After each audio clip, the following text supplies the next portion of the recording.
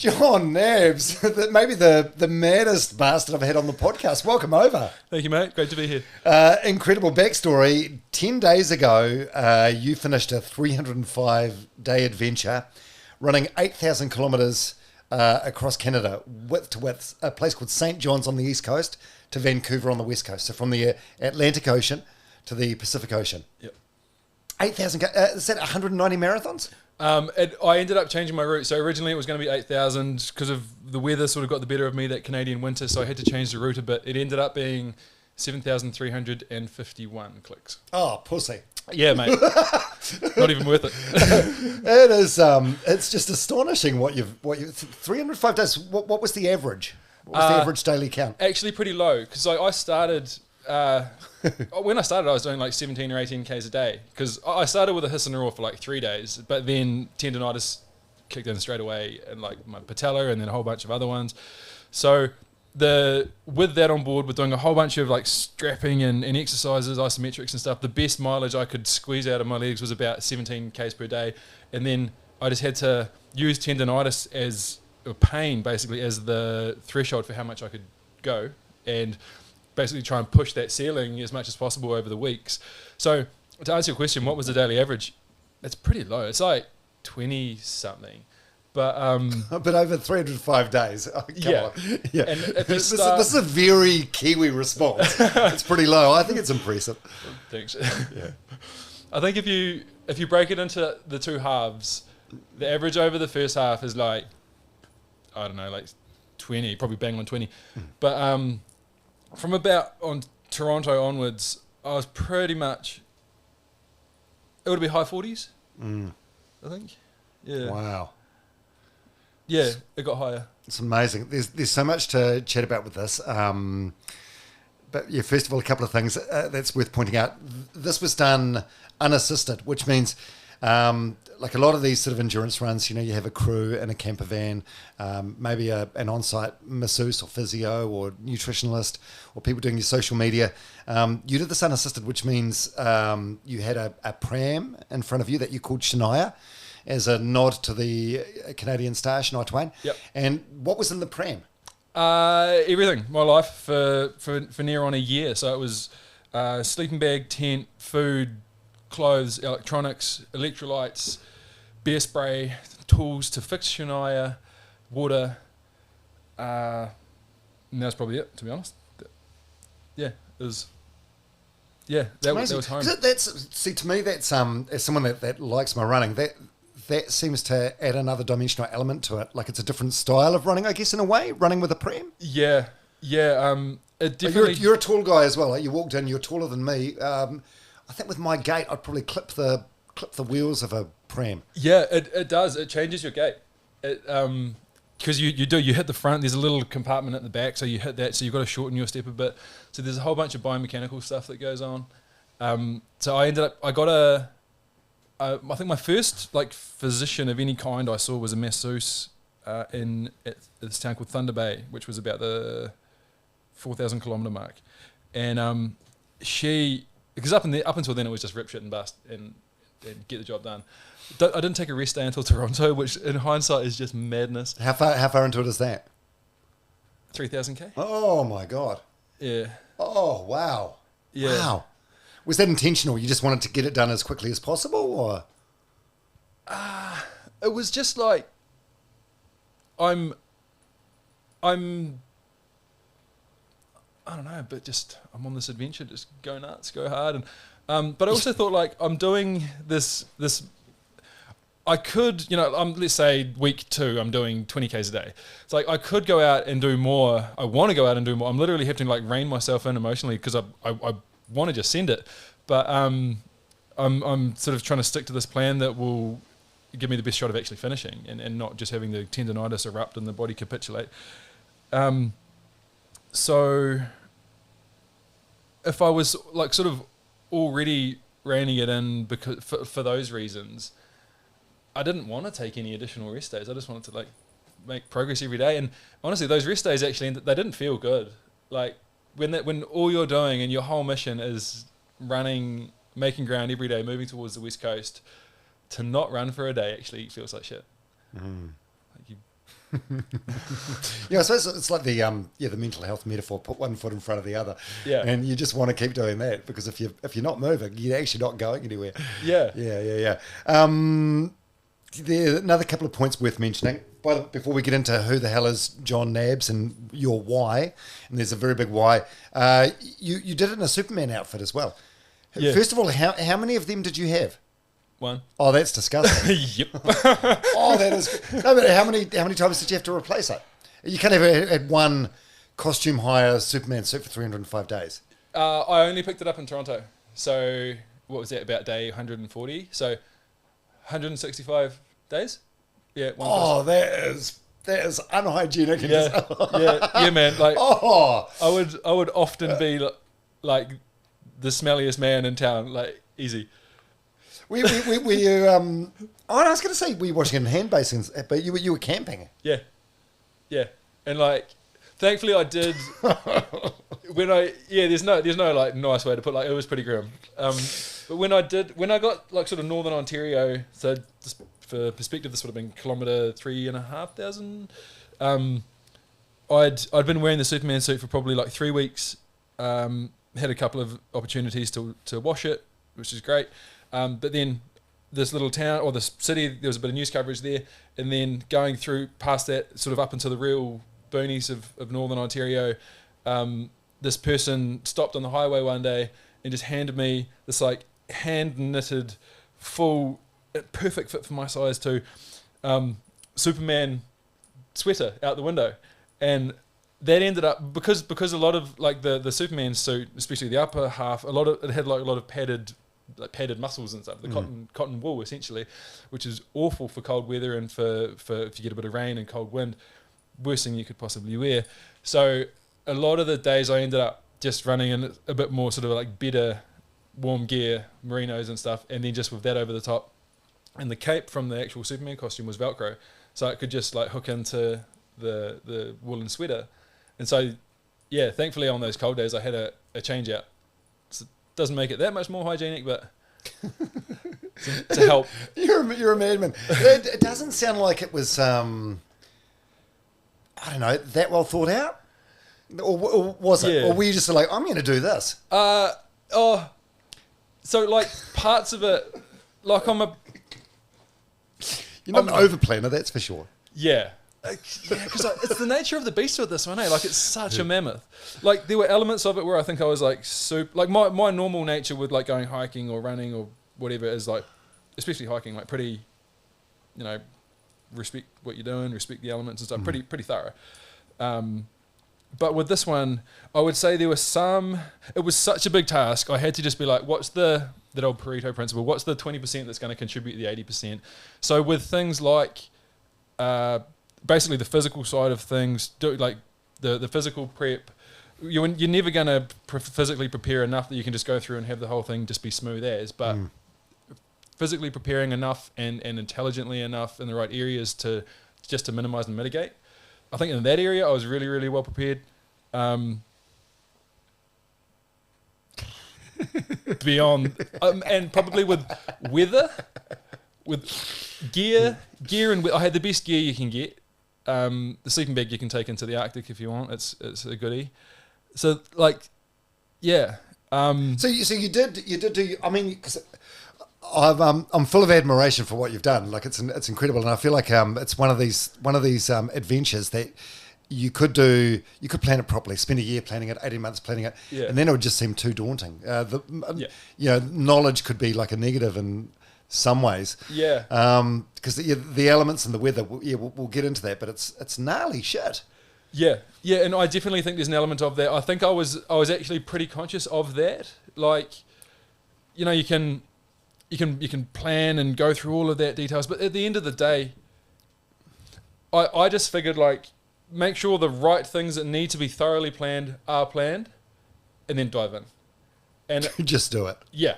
And a lot of that, it was sort of like build the parachute as you're falling out of the sky. It's been very successful. Over $100,000 raised for cancer charities in Canada and New Zealand. talk us through those final few kilometres. So this is 10 days ago, heading to the Pacific Ocean on the Vancouver side of Canada. I've seen this on your TikTok and Instagram. But yeah, talk us through it from your perspective. Magic. Just this rosy, fantastic time. So but it was probably only the last 100 Ks, because right up until about 100 Ks shy, about the 7,200 kilometre mark, there's still things that can go wrong. You're still coming through the Rocky Mountains. Vancouver sits right on the edge of the Rocky Mountains. So I had this one last high mountain pass to go called the Coca-Cola Pass. It's colloquially known in Canada as the highway through hell, because there's always trucks jackknifing on there. The weather's horrible. So it wasn't really until I got over the Coca-Cola and came down into the sort of river delta area where Vancouver is, about 100 clicks to go, that it was just like, okay, the likelihood that anything's going to go wrong pretty low now. I can just smell the roses. There's a bunch of towns along the way, places like Hope, Chilliwack, Abbotsford, and then into Vancouver itself, where people were coming out to run with me, and people that had been, one fella that had survived cancer and been treated at BC Children's Hospital, which is where I was due to be. I went there on my last day in Vancouver. Came out, ran with me, and a whole bunch of other just good Canadian folks. And it was beautiful, because I think I'd climbed my last hill by that stage, so it was all just flat, and so much was building for the Vancouver day. We had I ran this little silent auction the last week of the run, just to help kick up the fundraising total, and the All Blacks donated a signed jersey by every member of the team, and Shania Twain's charity came on board with some content from Shania, also signed. It was the support that came through was just nuts. Just for one other example, don't know if you know Dave Proctor. He's a Canadian fella, but he set this superhuman pace in 2021. I think it was, ran across Canada. He took a different route to me. His was I think maybe just under 7,000 Ks. For 67 days straight, he ran 120 Ks per day. Oh. Sorry, 106 Ks per day. Wow. Unreal. 2.5 marathons. Yeah. And he heard about the fundraiser. He sent me a message. He's like, I'd love to... He'd just released a book a couple of months ago. And he also gave me a big shout out as I came through Calgary, which is really close to where he lives in Canada. So he contributed some books, signed, and so there was just this awesome groundswell of goodness and support and stuff coming through for that final day. And then NZTE, New Zealand, all sort of got in touch. They're both based in Vancouver, and it was so cool, because for a lot of the run I didn't really see Kiwis. It was only really that last little bit, and it was basically like you've been working on this one thing for a year, and then you've got this little 3-day section where it all just comes to fruition. It was just magic. Man, that is so cool. And it's so fresh in your mind. It was only 10 days ago. Did Air New Zealand give you an upgrade so you could stretch your legs out for the flight home yesterday? Nah, the staff I met in Vancouver, awesome people. They really wanted to. They went upstairs to their staff upstairs, tried to make it happen, but sadly couldn't. Unbelievable. What's a man got to do these days to get an upgrade? You reckon? I ran halfway home. Unreal. Hey, congratulations. It's such an epic event. Okay, so tell us, who is Jon Nabbs? Don't really know how to answer that question. Yeah, so where you from? You're from Waikato? From the Waikato, yeah, from just outside Cambridge. Yep. A little park called Kaipeki. Just, I don't know, runner, outdoor enthusiast. Just farmer. Yeah, a bit of farming history. Farmer, yeah. and double degree as well. You got a couple of degrees. Yep. You're not just a guy that does crazy adventures around the world. Yeah, not an entire misspent youth. Nah, not entirely. I was at Christchurch at Canterbury Uni when the earthquakes came through, and picked up a couple of degrees down there. That was an interesting time. Just chose to stay rather than scoot away to another uni to finish that off. But did a bit of rowing after high school and that.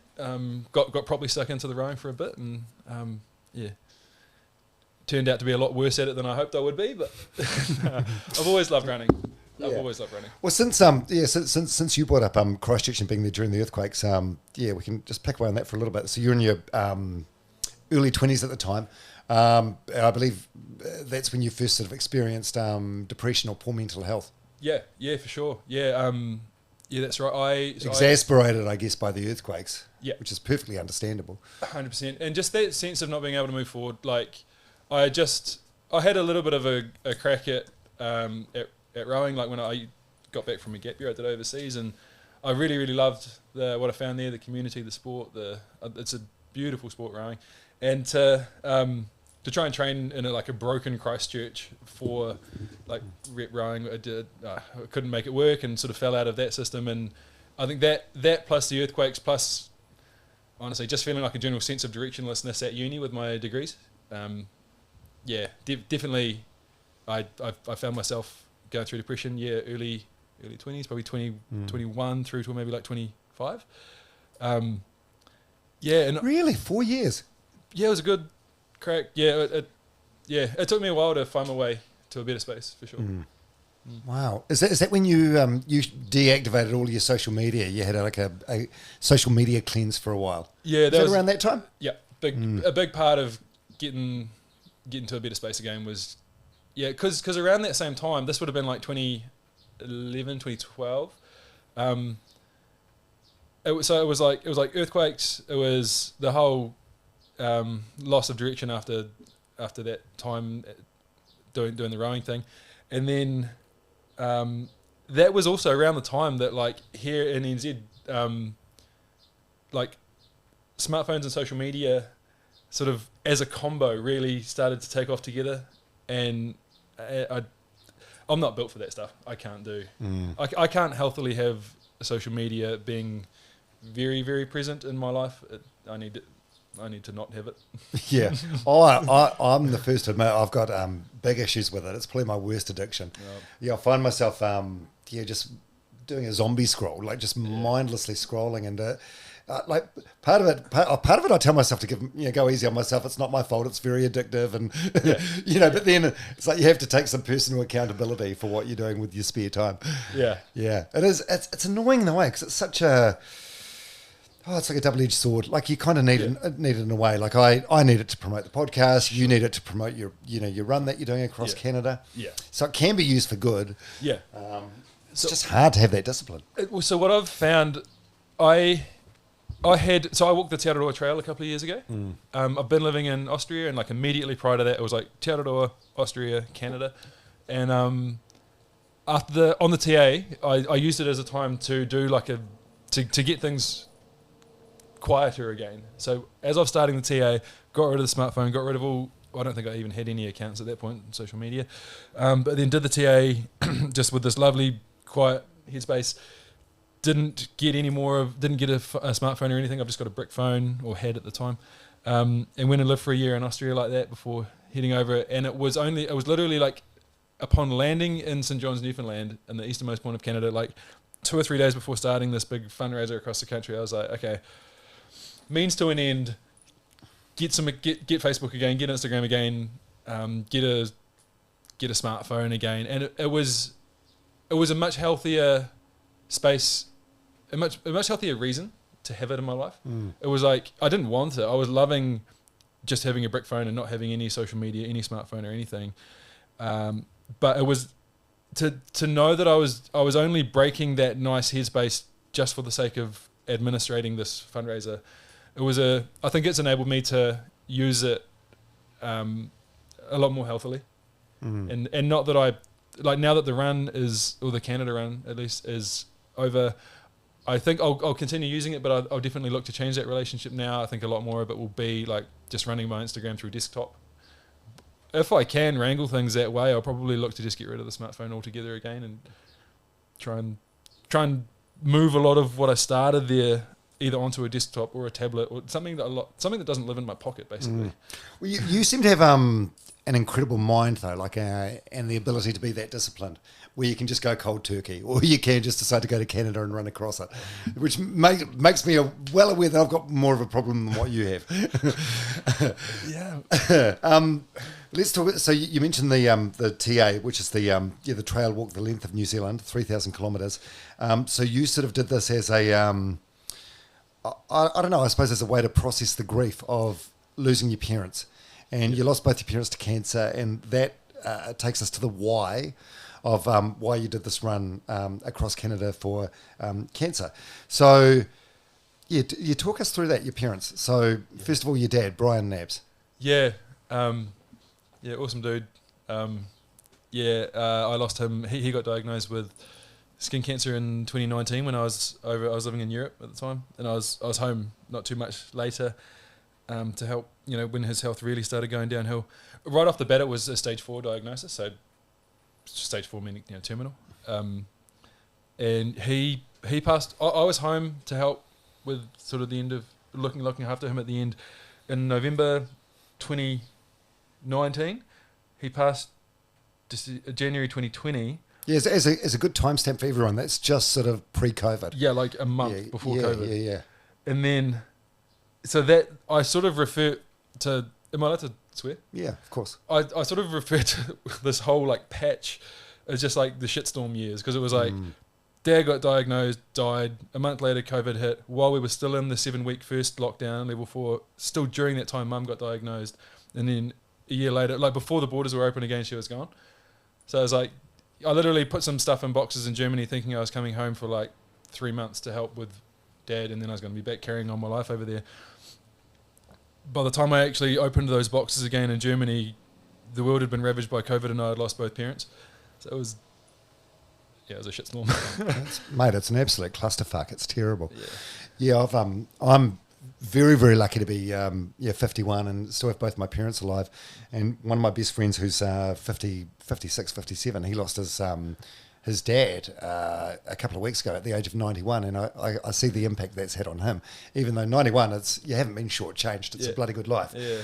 And it's the correct order of things, and it's the trade-off for loving someone, isn't it? To having to farewell them, but to lose your parents at such young ages in quick succession, it's a clusterfuck.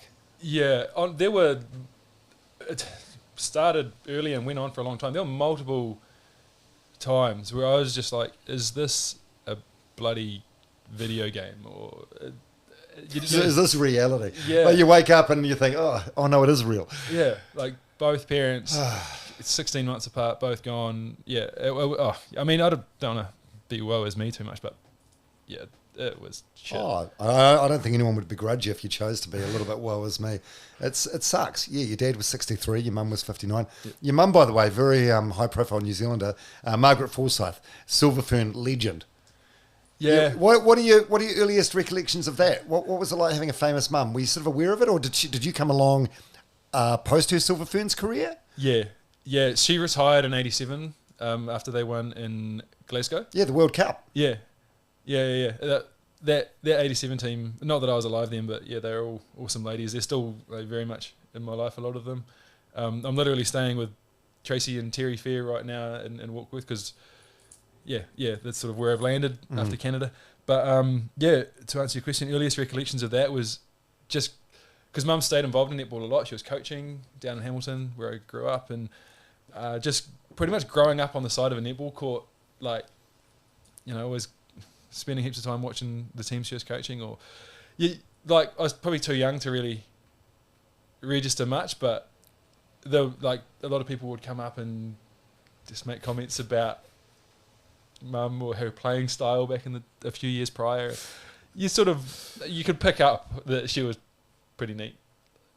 Yeah, that's kind of cool. I mean, Silver Ferns netball, it's very, very different to All Blacks in terms of exposure and recognition and stuff. But I've had Kieran Reid on the podcast, and he talked about like being out with his kids and how he just has to accept that there's certain places that he can't go if he wants to. Just be in the present moment with them. Like he said, he can't go to Bunnings, can't go to the Margaret Mahy playground in Christchurch because it's a really popular one. So his kids are like, Dad, why can't we go to that one? And he's like, no, let's go to the shit one.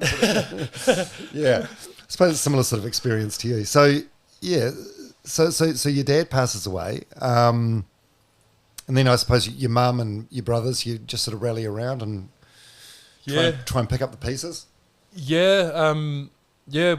We put him to rest over in at the marae in Tapuna, and then we were doing what we could to move forward. It sucked because that was the first out of my household and the two grandparent households and stuff. That was the first one that passed away, and we're like, with when we knew that Dad's death was like pretty imminent, couple of months away, the treatments weren't working, the cancer was taking over. He had this plan to sort of help Mum simplify things. We moved from like our country home with like a barn and 20 years worth of crap, and moved into this little townhouse in Hamilton. And so to go through like all of that whole move out process with a family member that's sort of on death's door, and then at the same time my older brother, he had proposed to his girlfriend like not long after Dad got diagnosed, and then they decided to have the wedding at the house. So it was like, come home from Germany, the house is going through open homes, like real estate agent stuff coming in, we had to like exit the scene, and then as soon as the real estate agents like left with the potential buyer, we had to like come back, pack up the house, while at the same time leave some stuff to prepare for this wedding that's going to be happening in a couple of months or a couple of week, whatever. And then at the same time you're grieving. Yeah, I would. Shit. Shittiest time of my life, man. Oh, shittiest time of your life. And so does your mum get her? It was different cancers, by the way. You had skin cancer for your dad, bowel cancer for your mum. Yep. Was your mum diagnosed before your dad passed, or no? Oh No. God. Yeah. So dad died late January. We went into lockdown. Was it like March? Yeah. And then me and Mum were just living together when we were in lockdown, and she just started having this sore stomach. We'd wake up every day, and just to try and sort of like move or keep a sense of like normality and structure, we'd wake up every day and be like, "What are you up to for the day?" I'm doing this, and we'd sit down at the table, have a coffee, and then go dive into the day, which was a cool little routine. But we'd do that, and she was a tough lady, Mum. She, you know. Oh yeah. Listen, you don't get to be to make a national sports team and be a legend unless you're made of some really tough stuff, right? Yeah, and so if she ever said, if she ever said something was like not good or something was sore, you knew. She wasn't messing alarm about. bells. Yeah, and so yeah, we'd have this neat little morning routine together during lockdown there, and after a couple of days, she just started saying like, "Oh, I won't do too much today. I've got this sore stomach." And for like, Were you concerned about that at that point? she used to have a bit of a sensitive stomach to like if you drank too strong a coffee or something, she could get sore. So at the start, not really. But after like 5 or 6 days, it just didn't go away. And she'd say it was getting sorer. And like when Mum would say that, it was just like, yeah, fuck. Like what's going on? And then, one of those days during lockdown, she was able to take herself to A&E just to try and get it looked at. And yeah, she called up. She had been there for like 3 hours, and I was just at home, still locked down. And she called up and just like, "How's it going there?" And she's like, "Not good." And so that was, yeah. If Mum says not good, something's bloody wrong. So yeah. Stage 4 bowel cancer. Fuck. Yeah. Was it? Because I've had Alex Pledger, the basketballer, and Dean Barker on the podcast, who are both bowel cancer survivors, and they both like stress the importance of early detection. Was it quite a late detection, or? I mean, if you start getting symptoms and you get it looked at straight away, it's like you can't really get any earlier than that, can you? Yeah, and like it didn't metastasize very much. Like with Dad, there were by the end there were all of these metastases, basically like secondary cancers that were like all over his body, and they were like bulging. It was not pretty. With Mum, there was none of that, and it was already stage 4 pretty much as soon. It was like early detection, and it was still stage 4, and the thing was, I think it was just because it was a particularly aggressive kind of cancer. It didn't even need to metastasize to the rest of your body. It was just like trying to find a way to talk about this without still. Oh, you can get as emotional as what you want. Very safe space here. But look, I can't imagine how tough it is. Yeah, it was. Yeah, and moving forward through that, and then trying to move forward, like trying to just get a sense of moving forward after that has happened, while you're locked inside your house. Again, just the shitstorm just continued. It's just another layer of shit, isn't it? Yeah, man. But yeah, when your mum passed, where were things at in terms of the COVID lockdown? Like, did you have to have a funeral limited to 100 people, or could you have like a full funeral, or what we could have a full funeral? Yeah, it was sort of the back end of COVID. Okay. So, yeah, it was still like masks and tracing the QR code and stuff. Yeah. But it was in that phase where where like Auckland was taking one for the team, but the rest of the country was like level 2, sometimes level 3. So I think it was like level 2, and we were able to have a funeral. Okay, which is a blessing. Yeah, and you, I read an article online with some of the eulogies and stuff, and you and your siblings, you all spoke. What are your recollections of that? Was it sort of like on autopilot, or? Like I can't imagine many things tougher than that. Yeah, I reckon the first morning after we got Mum's diagnosis, I remember I was out. I went for a run in Hamilton, just along the river. And you know how they talk about the stages of grief, like denial, anger, bargaining. Yeah, disbelief. Yeah, all that. I was like, it was almost like comical. Like the next morning, I just remember running along like Opoya Street, like sort of River Road in Hamilton, and I was like full into bargaining. Not conscious, I wasn't like, I'll do some bargaining now. It was just, came up organically. But I was just sort of in the zone with the run. I was sort of letting my mind drift, and I just remember thinking like, please do not let this happen. And I'll be the most grateful human that's ever walked this earth. Just do not let this be a thing. Obviously it did, but sorry, I forget your question. Oh no, I'm so sorry for your loss. Oh yeah, I was just talking about your recollections of the having to speak at the funeral. Yeah. Like, do you remember much about that, or do you see the video and it feels like it's a different person to you? I think after the initial shock of Mum, I definitely reckon there was some form of just like repression, because it was just too much. There's too much crap to deal with. Like, I, again, not consciously chosen, but I think I was just like, this is too much grief for one person to go through, and I think a lot of it, I think I sort of kicked it to one side inside my head and went through a lot of the rest of that couple of years just sort of very matter-of-factly, and that the funeral included. I've got this. My younger brother's an awesome dude. He probably pays a lot more attention and gives a lot more time to just like how he's feeling around that grief, and I think it's a real good intro. Or it's real good. It's real good to be around that, because I think I just did sort of just repress it a lot at the start, because it was just too much grief.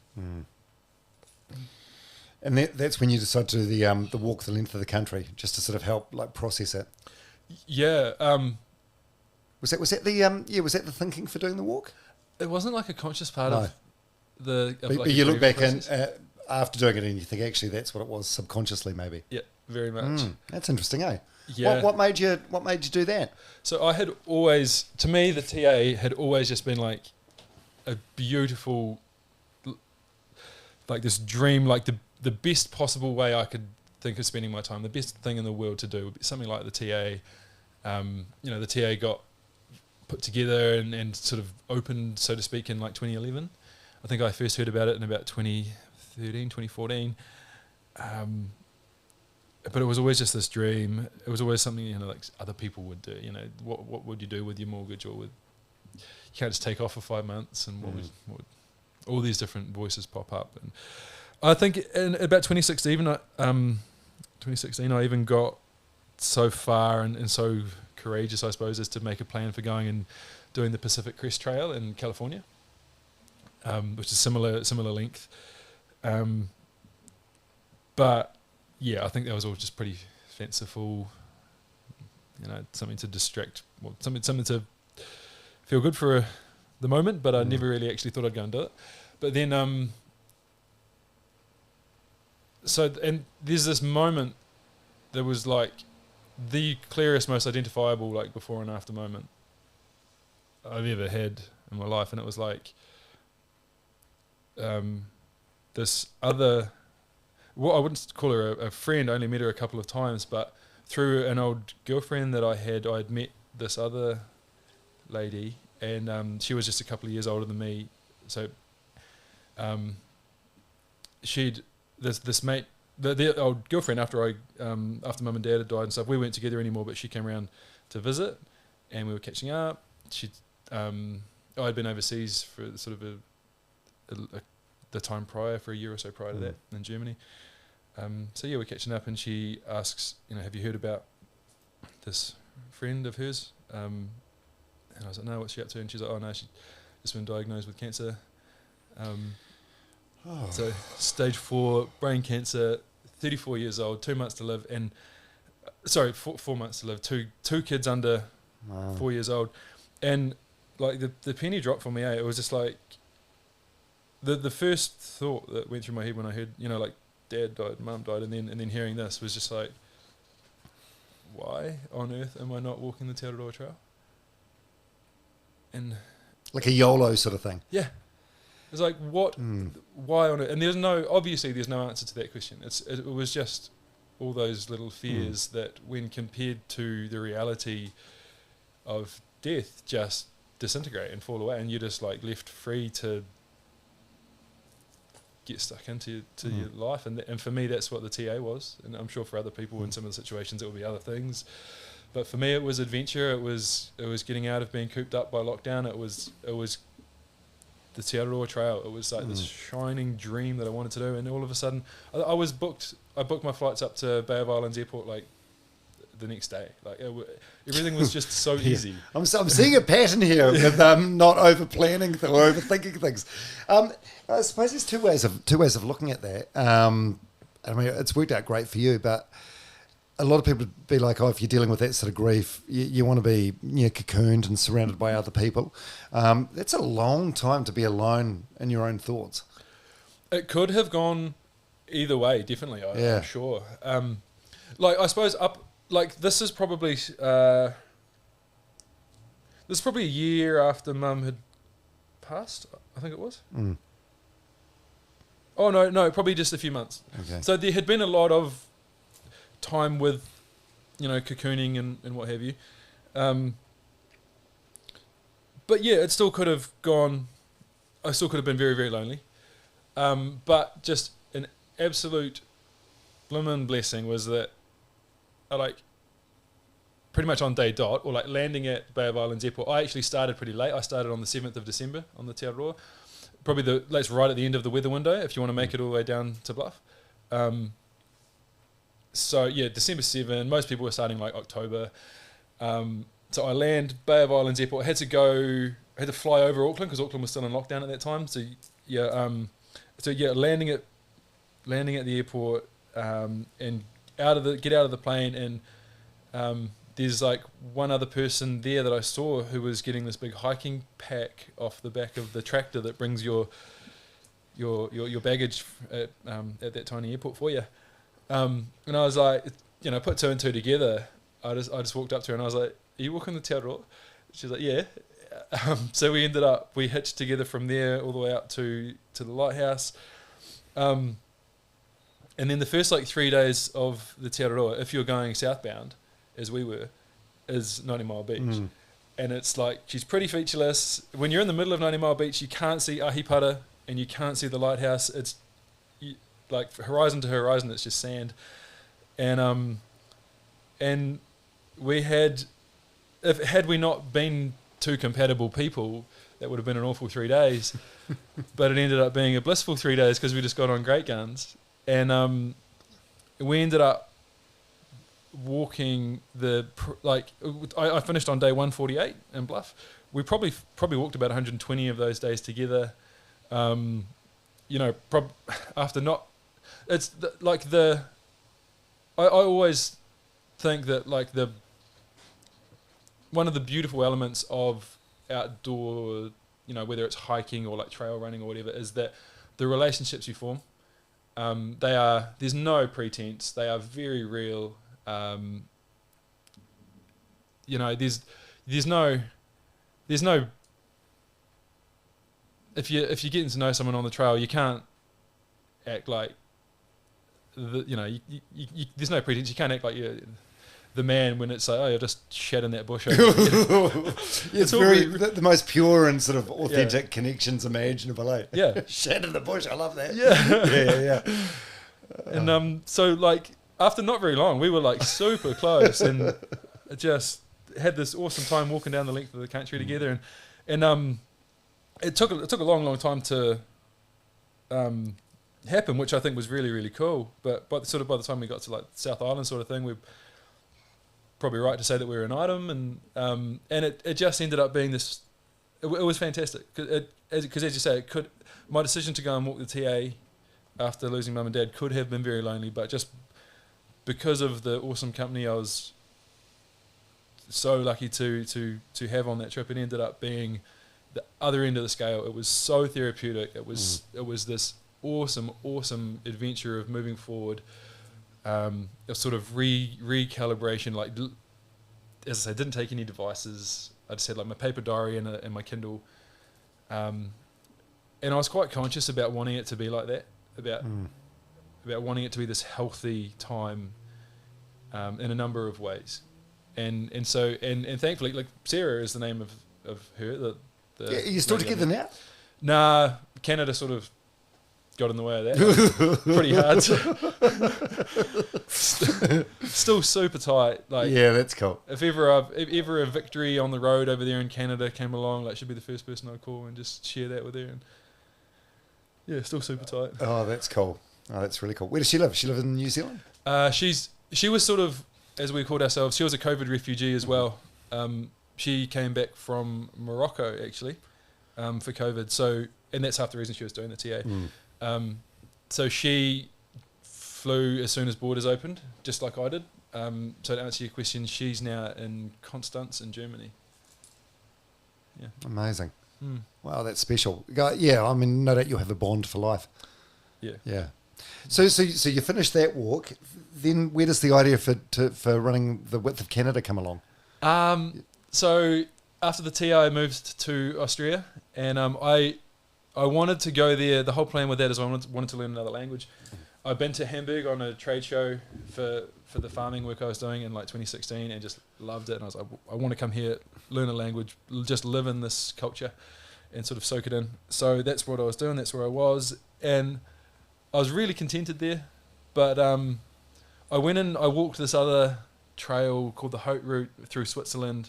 It was actually Sarah came to join me in Austria, and a couple of days after she arrived, I had this whole plan. Took her off to the Matterhorn, which is where you start. The Haute Route is basically walking from the Matterhorn to Mont Blanc, and it's 200 k's, but pretty much every day you're going over a 2,000 meter pass. And so we went and walked that, and it was while I was on that I just remembered how beautiful it was, that sense of moving forward every day, and that the simplicity of the Te Aroa. And I was actively trying to resist thinking like that. And I was like, I'm here to learn German. I'm here for great reasons. I love what I'm doing here. But I was done for, man. It just took over after a few days. I was like, itchy feet. Yeah. I don't know what I wanted. Oh, actually, no, I read a book. There's this awesome fella, first person to ever run solo, self-supported across Canada, British guy by the name of Jamie McDonald, just a beautiful human being. I read his book, and that was like as I was on the train to start walking the Hope route, like at the base of the Matterhorn. So you read the book. I'm going to do that. Very, very destructive book to read. You need to stop reading. It's very dangerous. Yeah.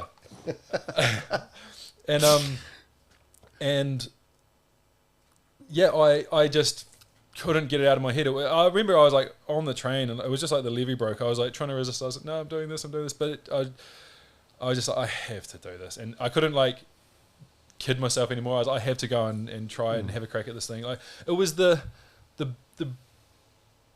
biggest, best possible thing I could think of to spend my time doing. And it was one of those things where like those big goals, like I've been talking about this with a mate actually while I've been running. A good mate of mine, he lives in Dunners now, but among other things, what he's done in the past, he rode at the Olympics for New Zealand. So he's really interesting guy to talk to in terms of the exercise side of this whole adventure. Guy by the name of Nathan Flannery, and we'd talk as I'm running across Canada. I just chuck the earbuds in, see what time it is back in Dunedin, and have a yak. And oh man, I forget where I was going with it. Shit! Sorry, man. That whole segue, I just forgot what I was doing. I'm going to put it down to jet lag. Yeah, it was 10 days ago that you finished this run, and you flew into the country yesterday. That's okay. Okay. Well, let's focus on the Canada. If it comes back to you, that's all good. But otherwise, we'll move on. How did you prepare yourself, like mentally, for the run and what was coming? Yeah. I remembered it. Okay. No, we'll go back to it. So with, I would chat with Nathan a lot, especially when I got through like the middle of, or probably about the third quarter of the run through Canada. So like the end was near enough in sight that I sort of actually started to get what I call like third quarter blues, which I feel like I can identify that in a number of different things I've done with, and I'd had this chat with Nathan, and I told him, like, in terms of like setting this goal, it always drove me so much more the fact that it was this huge goal that I wasn't actually sure I could achieve, like running 8,000. Initially, it was supposed to be 8,000 Ks, but also through some incredibly hostile terrain. Like when I read Jamie's book, as I spoke about before, I read and I read the blurb. This guy run 1 year long mission, unsupported, running across Canada, and I was just like, that's impossible. And obviously reading his book, found out that's not impossible. It's just quite close to it. And and so as I talk about this with Nathan, my buddy, when I was in that sort of that third quarter in Canada and probably struggling with the drive a bit, I was telling him, like, when I was first thinking about this, I was living in Austria, thinking, what shall I do? I'd love to do something like what I read about in that book, but the idea of doing like a smaller goal, and let's say a smaller country, for example, like run across France, or for argument's sake, it's like if you look at the ease of doing it versus the how much it spins my wheels. France, let's say one side to the other, I don't even know, let's say 1,000 Ks, and it's all pretty agreeable territory. It doesn't get that cold, doesn't get that hot. So actually, like, ease of, or whether I think I can actually do it, the difficulty of doing it, let's say it's like a 5 out of 10. And then, but if you look at how much it actually spins my tires, like, because I think I could probably, short of like breaking a leg or getting hit by a truck, I think I could do that with where I'm at now. So how much does it actually spin my tires? Motivate me? I don't know. Maybe it's pretty lukewarm. Maybe a 3 out of 10. So you're attracted to the difficulty or the possibility of failure. Yeah, because there's this whole thing of, or not possibility of failure. It's growth. Because it's like, if you look at instead of Canada, France, if you compare that to like Canada, it's like 8,000 Ks through some of the most inhospitable terrain in the world. -53, I think, was the coldest I saw. Very isolated, and it's like, I don't actually know if I could do that. And then the next thought is like, holy shit, I want to find out. And so it's like difficulty, like 10 out of 10. But how much does it jazz me? Like 10 out of 10. So I actually rate my chances, as backwards as it might sound, I rate my chances higher of finishing that than I do of the France one, because I'm just not stoked about the France one. So it's like difficulty plus drive. So that's why I reckon. And Wow. yeah, because with something that it really spins my tires if it's something I don't actually know I can do. Then it's like, well, I want to find out. The answer might be no, you can't. You might fail along the way, but I want to. If that's fine, and the answer might be yes. You might, and if it is, if you have a crack in it, and if I would, as with this Canada thing, I thought, well, if I have a crack and I do actually get through, then I will, at that point, I will then have been able to do something which I previously thought I couldn't, and that's just growth in a nutshell. Yeah, there's something very gratifying about doing really tough things, eh? Yeah. Good for your self-esteem, good for your soul, good for everything. And because of the connection with, the unfortunate connection that you have with cancer, that was your why. That was the reason for doing this. You stopped at hospitals along the way in your smelly Superman suit. I've noticed you've got like a whole lot of beads of courage on your right wrist. Who are they from? Are they kids you met along the way, or kids I met along the way? Yeah. Yeah. Why are these ones so special? Who are they from? What's the story behind them? So, a couple of these. This one here. This is from a little sweetheart that I met in Kamloops, British Columbia. She wasn't a hospital cancer patient or anything, but her family just helped me a lot. I ended up spending a lot of time with them. They drove to the finish to come and see me finish on Vancouver Island in Victoria. Both her and her brother have autism, but they're just the coolest little kids. Yeah.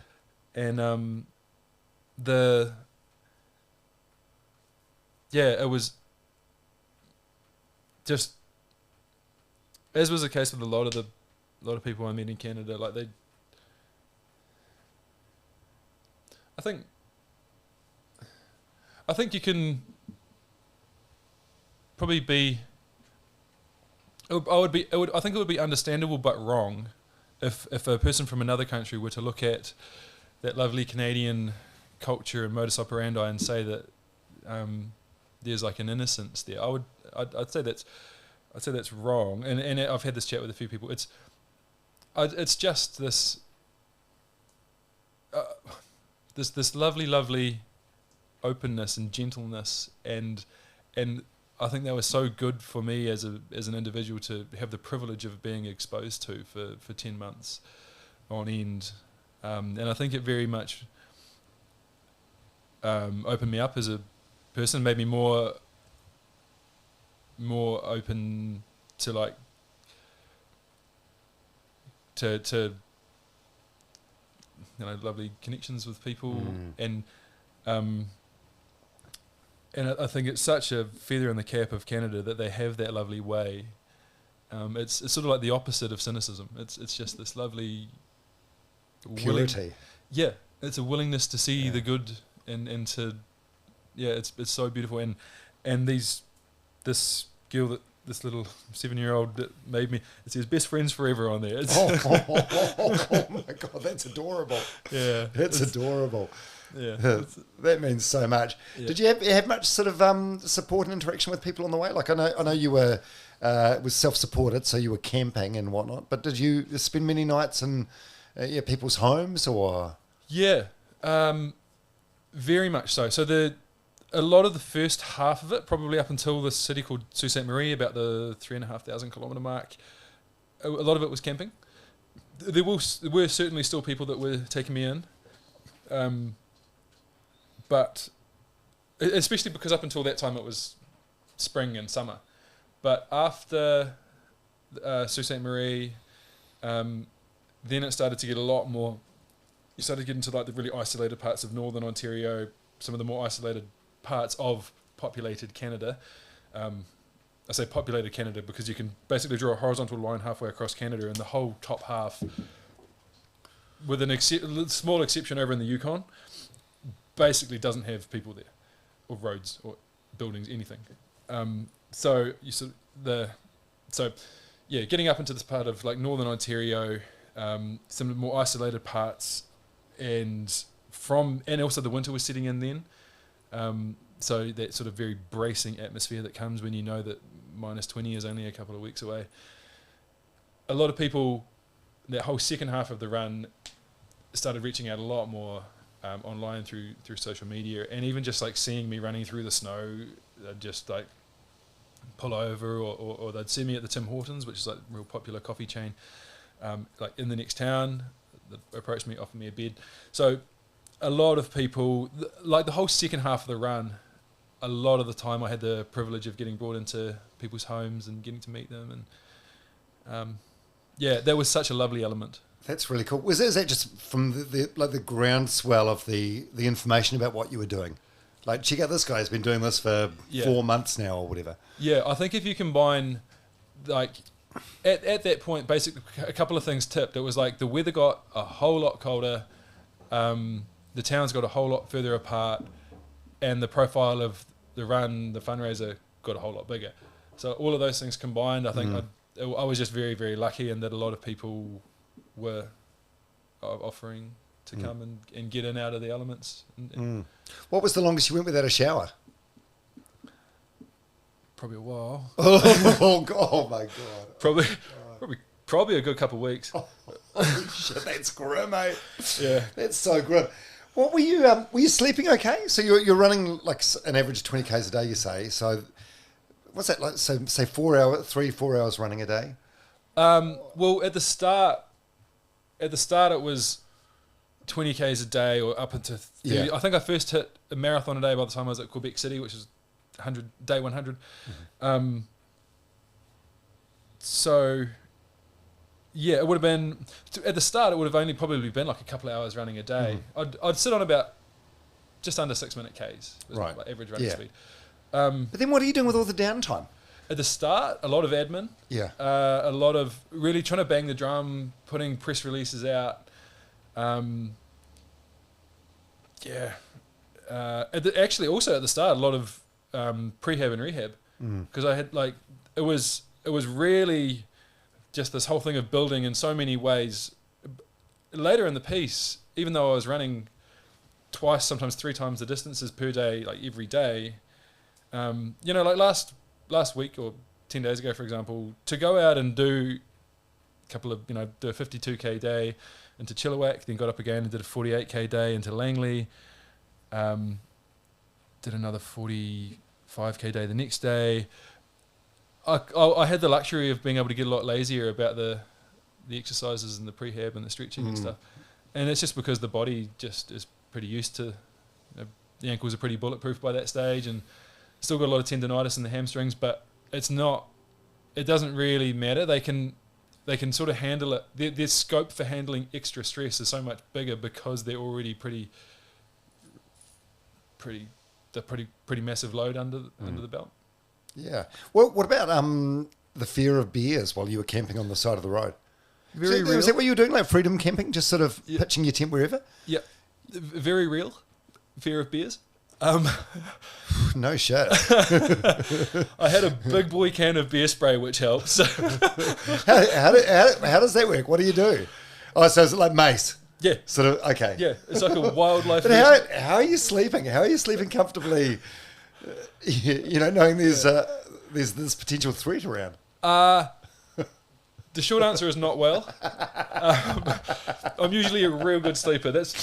I can normally sleep anywhere real deeply, but on this run, like whether it was the threat of wildlife, which probably, I wouldn't say it contributed massively to my sleeping, probably more so to my just day-to-day where I would run, sort of looking over your shoulder for cougars or bears or coyotes or whatever it was. But to answer the question about sleeping, I was sleeping poorly the entire run. And it wasn't because of bears. It was because I would finish probably two things: sore body. A lot of the time, I'd get to the end of a day's run, and I'd just be somehow when I'm running, things are quite smooth. As soon as I stop running, and let's say I'm sitting at a camp table and I want to get up and walk to the bathroom, like I look like an old crippled man. Everything is creaking and sore, and walking downstairs is really hard. And then again, you sleep and you wake up in the morning and it's the same. Everything creaks and everything's sore and everything's slow.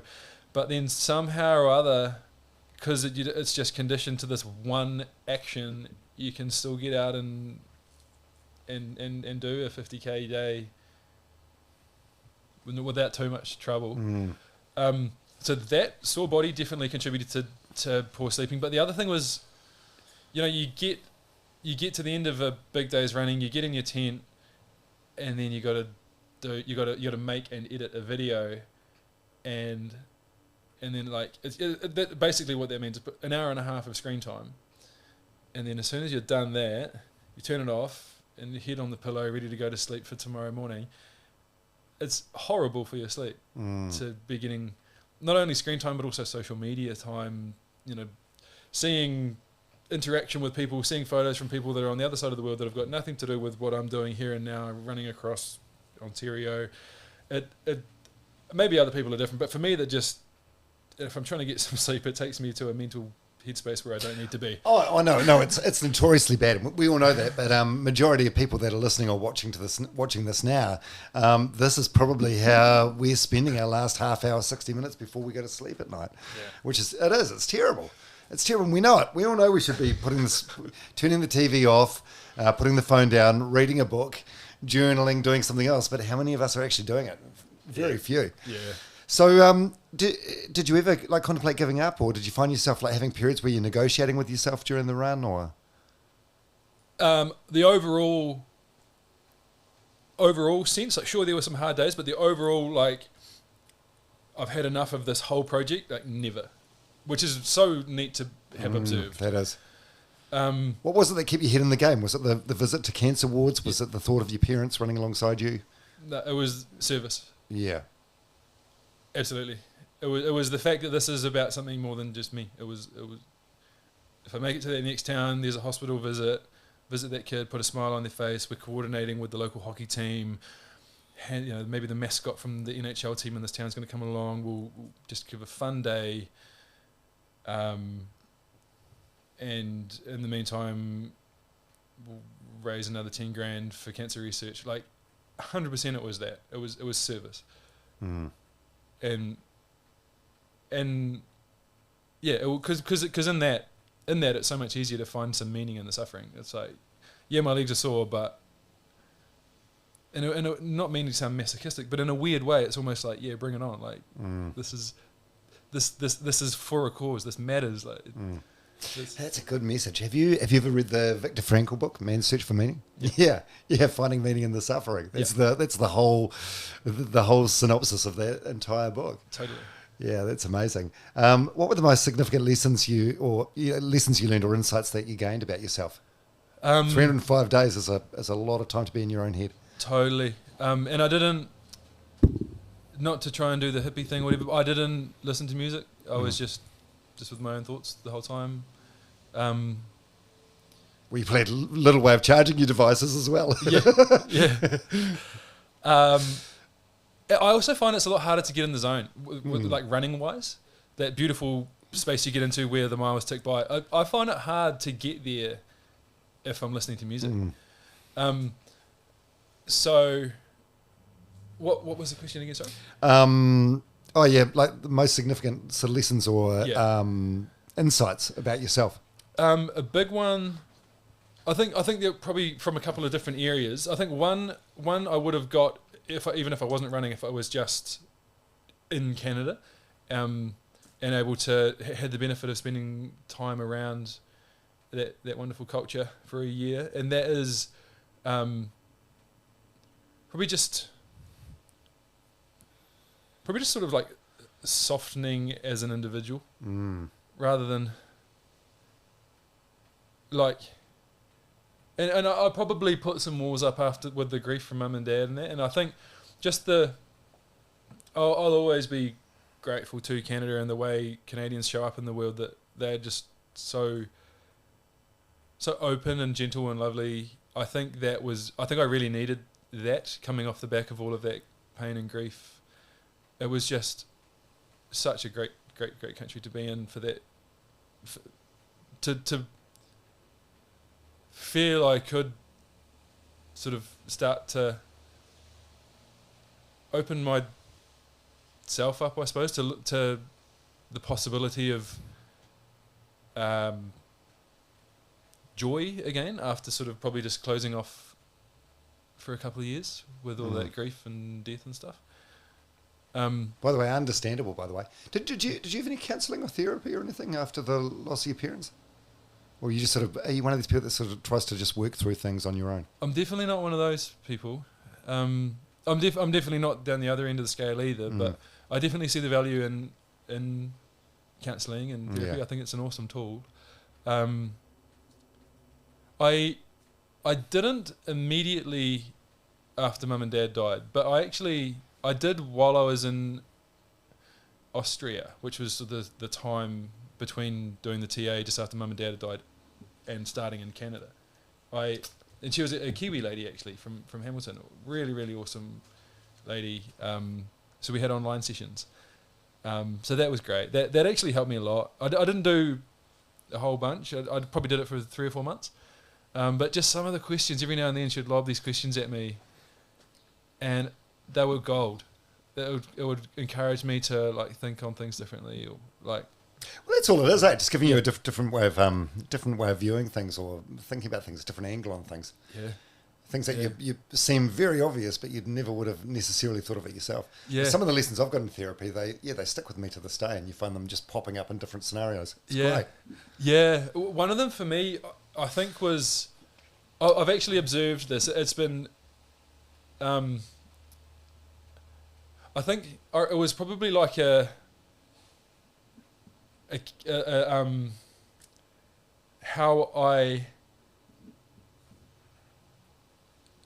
I can remember around like 20, leaving high school and all that, sort of entering like adult world sort of thing.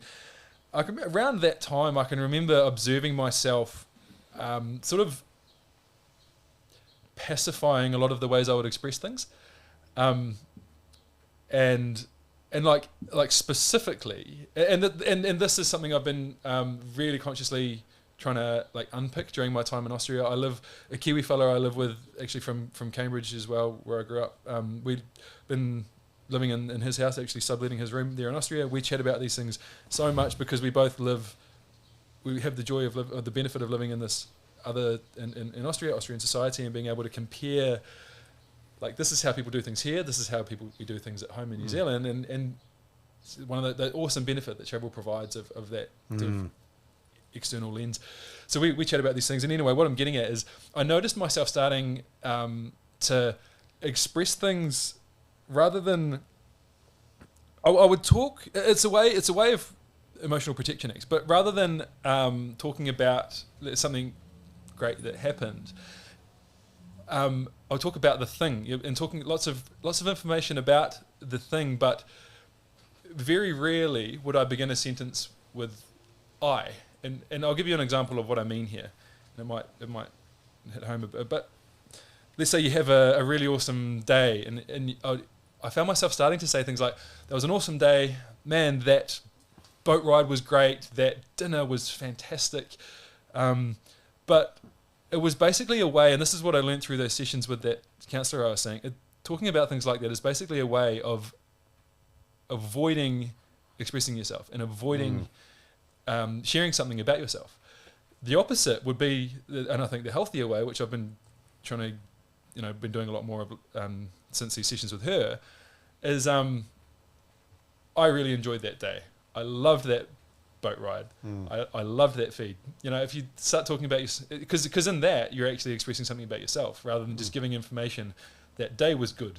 That feed was good. I wonder if that's a Kiwi thing because we think it's too showy or braggy or something. Yeah. I wonder. You know, we're a weird species of people. What do you think your mum would make of all this? I know you guys had a real special connection to running. Like when you were like just a young boy, you guys used to run 7Ks every morning together. Yeah. But would she have thought it's crazy, or would she have condoned it? Would she have been worried about you? She would have been worried about me. She would have been worried about the traffic. She would have been worried about the weather. God, mums are great, aren't they? Yeah. I think first and foremost, if I told her about this thing, we would have had a royal argument. Like you don't have my blessing, sort of thing. No, that would have been firmly withheld. But if she could just come along and find out about it now that it's done, I think she'd be so proud. Yeah. 100%. Yeah. And then I'd be able to see, I was right. Told you so. I mean, it's very fresh, isn't it? It was only 10 days ago that you finished. As we explained, you flew into the country yesterday, so you're still jet lagged. But what are you going to do now? Are you going to put some roots down, get a real job, or are you going to keep looking for adventure? Is this how you want to live out the rest of your years? It is. Yeah. So yeah, the plan now. I'm heading. It's the end of next week. I'm heading down to Bluff, and going to take the Superman suit.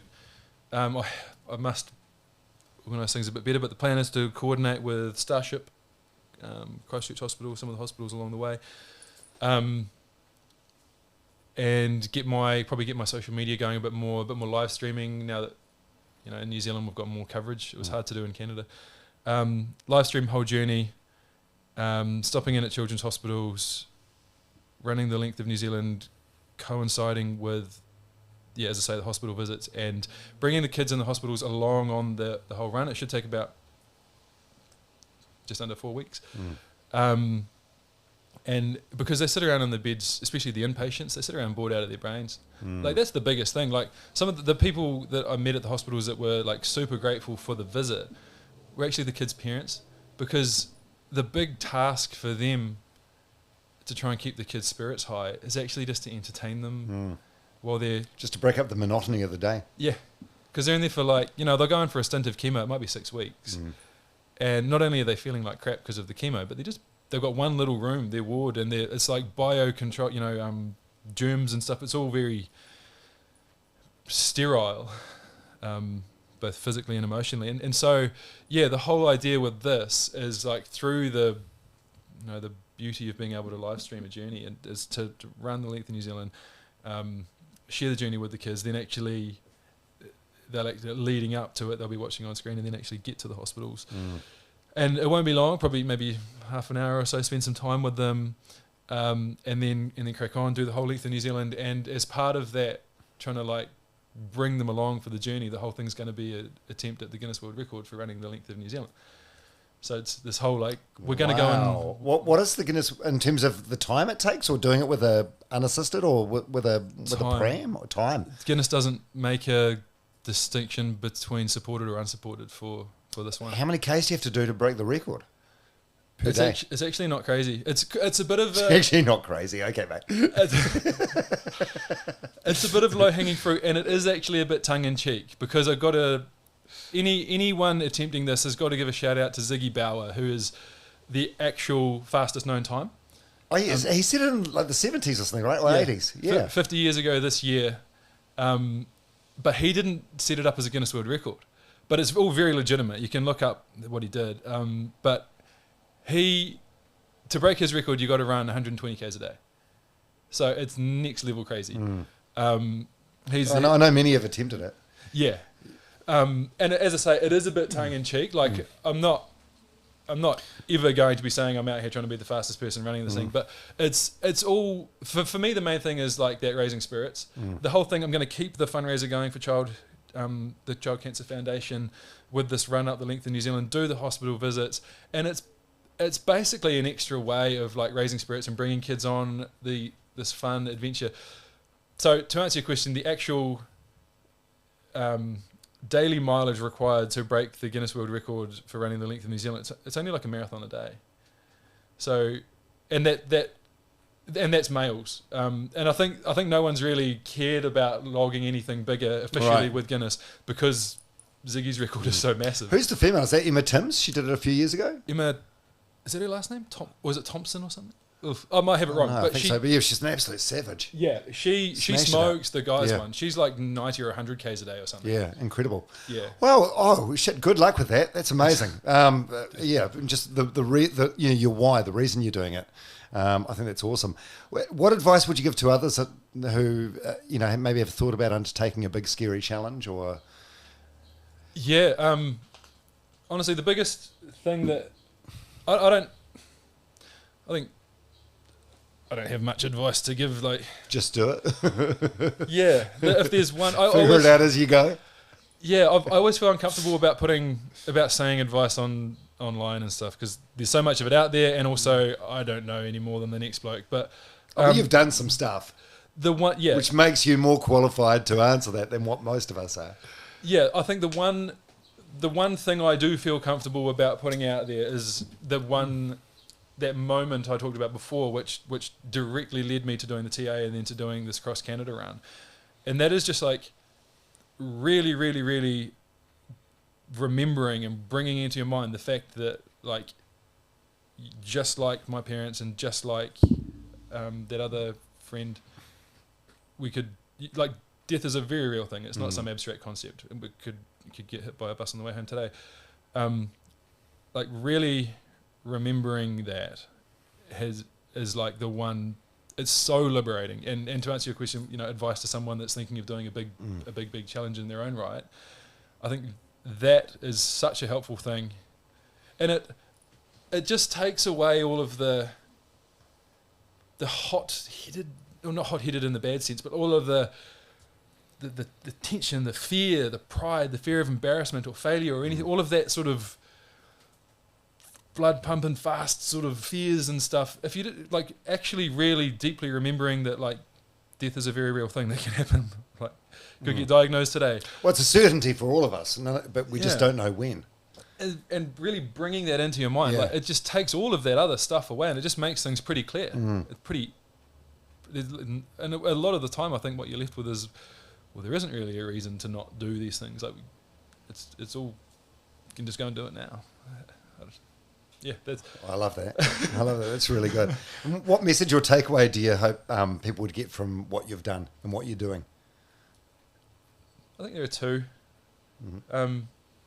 First and foremost, I think it's easy. Like, supporting people going through the battle with cancer is a very worthwhile thing. And just showing up, just being there. It can be such an awkward thing. People think, I don't know what to say, or it feels so cliche to say I'm sorry for your loss and all that.